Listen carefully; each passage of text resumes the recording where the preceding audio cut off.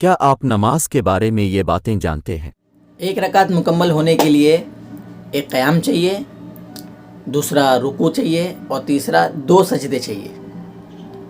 لیکن اگر کسی نے بھولے سے ایک ہی سجدہ کیا اور دوسری رکعت کے لیے کھڑا ہو گیا، قیام کر رہا تھا یا رکوع میں تھا، اس کو تب یاد آیا کہ میں نے تو ایک ہی سجدہ کیا ہے، تو اب کیا کرے؟ کیا وہ اسی نماز کو صحیح کرنے کا کوئی طریقہ ہے یا اس نماز کو توڑ کر اثر نو نماز پڑھے؟ کیا کیا جائے گا؟ جب دوسری رکعت کے 2 سجدے کرے گا تو اس کے ساتھ میں ایک اور سجدہ کر لے، مطلب 3 سجدہ کر لے، 2 اسی رکعت کا اور ایک جو پہلے کی رکعت کا جو بھولا ہوا تھا اس کا،